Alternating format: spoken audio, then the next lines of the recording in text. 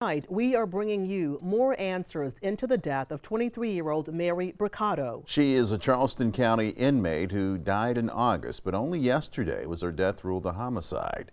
An inmate who was inside the Charleston County Jail at the time of her death is exclusively telling her story to us, sharing the graphic details of alleged neglect.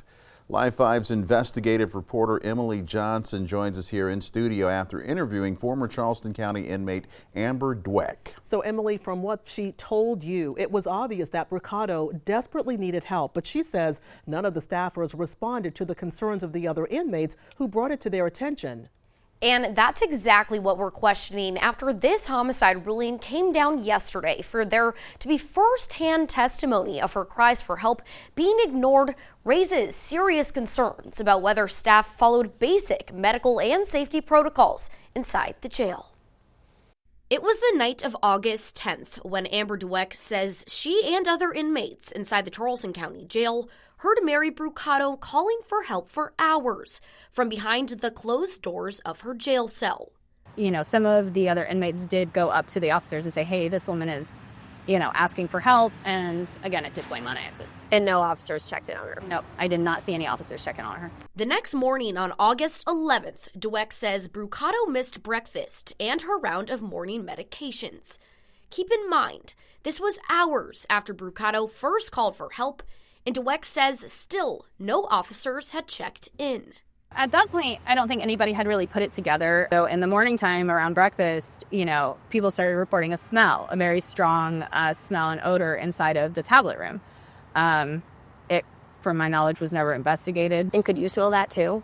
Yes, it was probably one of the worst possible things I've ever smelled, especially later on finding out exactly what it was. It was not until Bricado's row of cells were let out for afternoon rec time that a shocking scene began to unfold.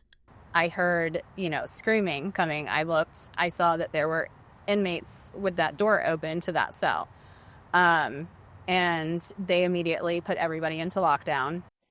911, what is the address of the emergency? Hi, can I get EMS to Alcan Intervention Center, please? Medical. Tell me exactly what happened. I just have a patient that's not breathing. Not breathing? Mm-hmm. Okay, they're not doing CPR right now? No. The 23-year-old had been inside the facility for less than 3 days when she was found dead. We did watch, her be carried out in a body bag out of the unit, which is, it's undescribable. The Charleston Coroner's Office releasing only yesterday that after a thorough investigation, the cause of death was determined to be complications of fentanyl intoxication, recent cocaine use, and medical neglect.